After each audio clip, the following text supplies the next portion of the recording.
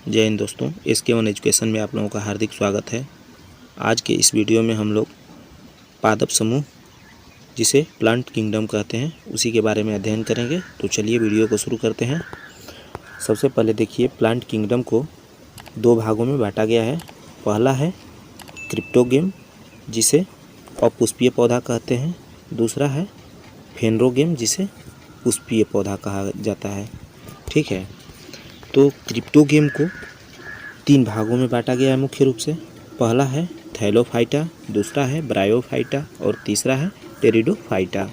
तो थैलोफाइटा किसे कहते हैं, ब्रायोफाइटा किसे कहते हैं और टेरिडोफाइटा किसे कहते हैं, इसे पहले देख लेते हैं।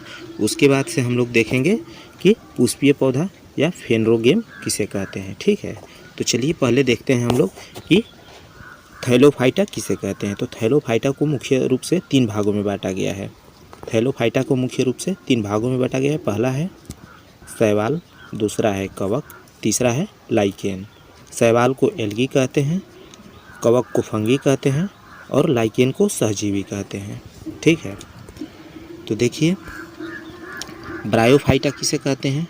तो ब्रायोफाइटा में है कि इस समूह के पौधे जड़, तना, पत्ती पूर्ण रूप से विकसित नहीं रहता है। अर्थात ब्रायोफाइटा में जो पौधा रहता है उसमें जड़, तना और पत्ती पूर्ण रूप से विकसित नहीं रहता है। यह पादप का उभयचर कहलाता है।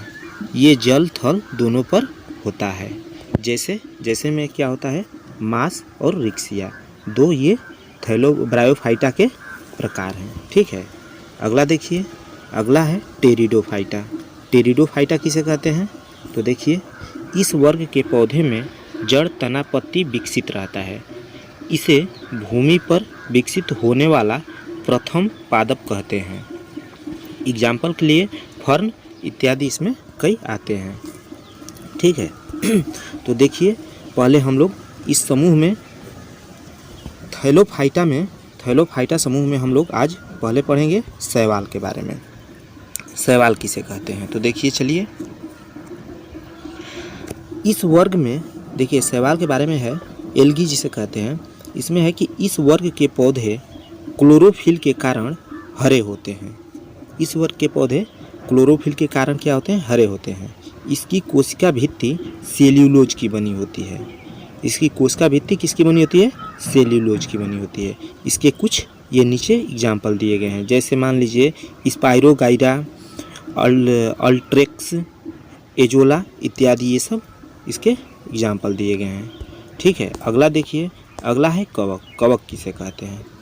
कवक जिसे इंग्लिश में फंगी कहते हैं। इसमें क्लोरोफिल नहीं पाया जाता है। कवक में क्लोरोफिल नहीं पाया जाता है। इसकी कोशिका भित्ति काइटिन की बनी होती है। किसकी बनी होती है, काइटिन की बनी होती है। जैसे में खमीर होगा, फफूंदी होगा, मशरूम होगा इत्यादि, ये किसके प्रकार हैं, तो कवक के प्रकार हैं। अगला देखिए, अगला है लाइकेन। लाइकेन को क्या कहते हैं, सहजीवी कहते हैं। इसमें एल्गी जिसे शैवाल कहते हैं, उसके बाद से फंगी, कवक साथ साथ रहते हैं। मतलब एल्गी और फंगी साथ साथ रहते हैं, जिसे लाइकेन कहते हैं। कवक तथा शैवाल के बीच की कड़ी को लाइकेन कहते हैं।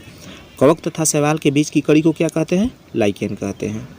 ये वायु प्रदूषण वाले स्थान पर नहीं पाया जाता है। जहाँ वायु प्रदूषण होता है वहाँ पे लाइकेन कभी नहीं पाया जाता है। इसे जैव सूचक भी कहते हैं। ठीक है, तो अब तक यहाँ तक हम लोग देख लिए कि थैलोफाइटा हम लोग पढ़ लिए हैं। अब देखेंगे हम लोग ब्रायोफाइटा के बारे में।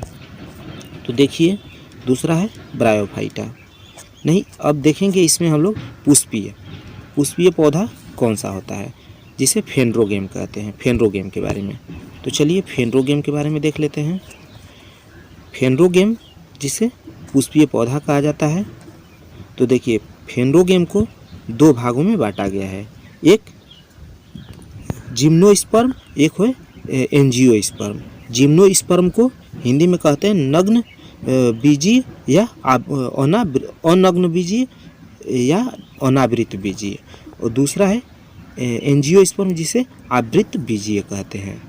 देखिए, नग्न बीजीय और अनावृत बीजीय या आवृत बीजीय किसे कहते हैं। तो पहला हम लोग देखेंगे जिम्नोस्पर्म किसे कहते हैं।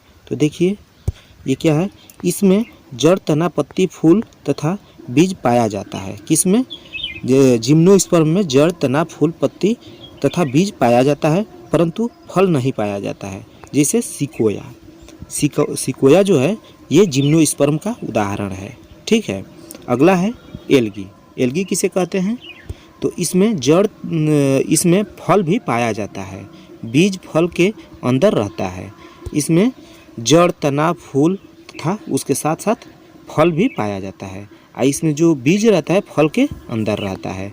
जो एंजियोस्पर्म है या आवृत बीजी है, इसे 2 भागों में बांटा गया है, 1 बीजपत्री और 2 बीजपत्री। ठीक है। तो ये रहा आज का हम लोगों का वीडियो। कैसा लगा कमेंट में ज़रूर बताइएगा। धन्यवाद।